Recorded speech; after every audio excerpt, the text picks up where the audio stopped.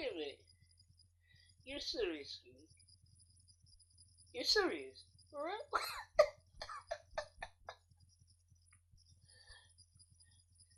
Atheist, you calling us irrational? G-Man, Christians United. Did you hear this? The atheists are calling us irrational for believing in God, for believing in Christ.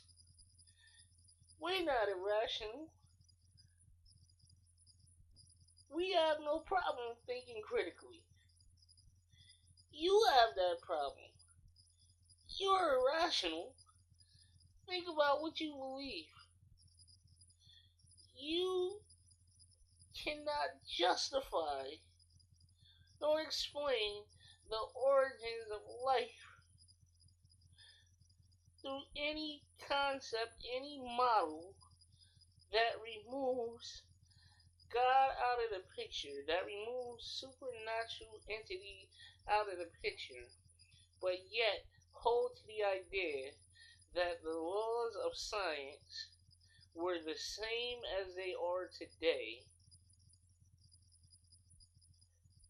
at the time of the formation of life or creation of life. As you guys say, post Big Bang or whatever it is your model is. Are you serious? Your whole theories hang on that. That after the Great Expansion, whatever you guys, whatever particular theory you personally subscribe to about that great happening that set up ultimately the earth and its elements and life forms to come into play. All your theories hang on that notion that after that, the laws of science were the same then at the time life started here that they are now. All your theories hang on that. Now that's what I call irrational. Let me ask you a question. Let me ask you a question. Look at me in the eyes. Have you ever seen any living creature come from another species? No. Don't go running to the internet to pull up your little articles. We'll get to that. I'm talking about you personally. Have you or anybody you personally know ever seen an animal or a human or any other living creature of the earth come from a different species? Okay, no. That's what I thought you would say. Okay. Now, the scientists, let me call them more appropriately, for the sake of this conversation, the theorists that you are going to quote now, let me ask you, has any of them ever seen life come from a living creature come from a different species? Have they ever seen, like, for example, a dog come from a cat, or a human come from an ape, or a whale come out of a walrus, or anything like that? Those are just hypothetical examples.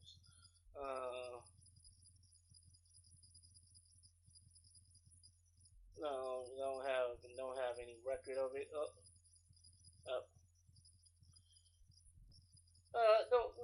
Don't give me the fruit flies thing. That is foolish. Just because they were put on separate parts of the island and isolated, did it occur to you that they took on races or group segregationist traits similar to humans do? But they were still fruit flies. They physically could have made it with one another. They just didn't want to. Group allegiance. So that's not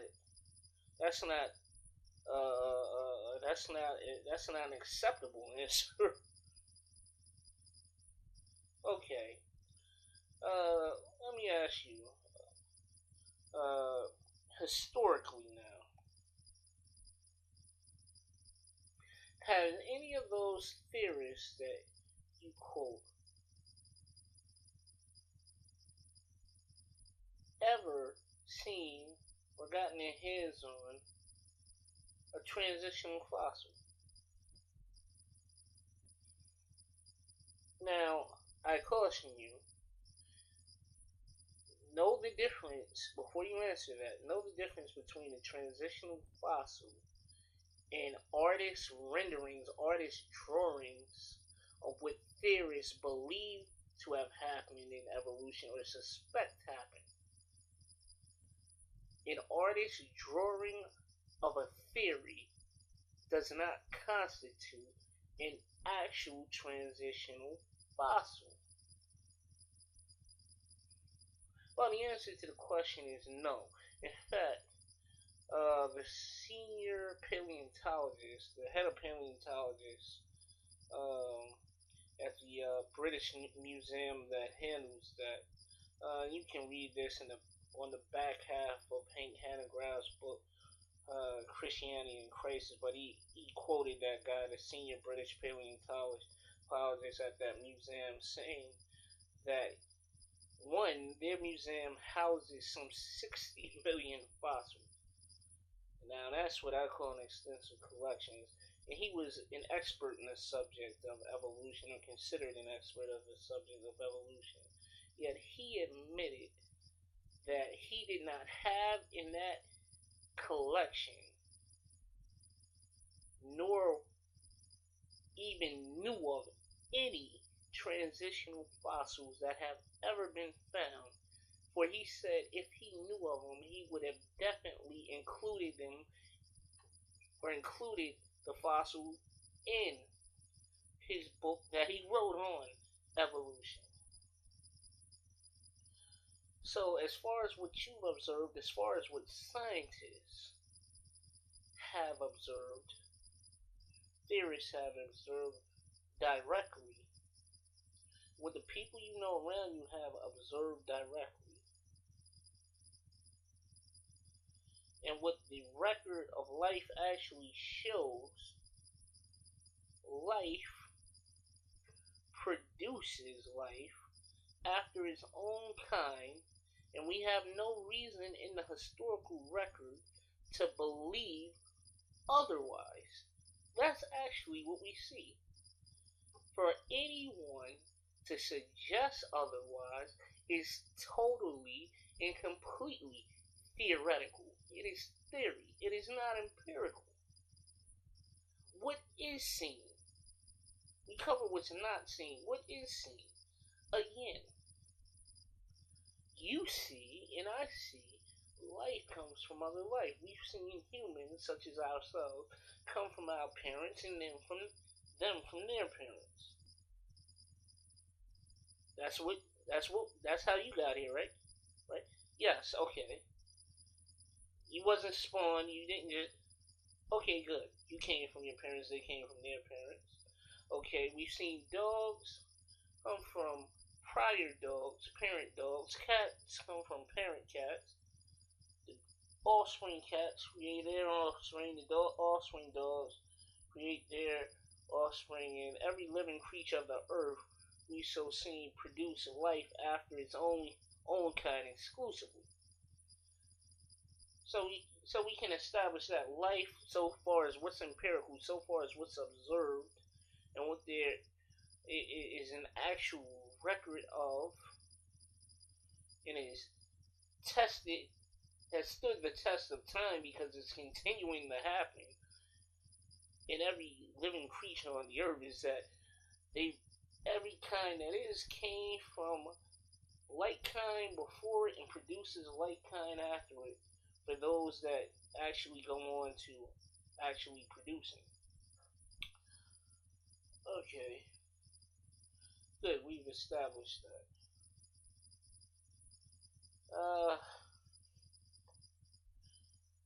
Next, to the best of your knowledge of biology, you can look up with science. Have you ever seen, and this is barring any artificial processes, naturally, can one species mate with another?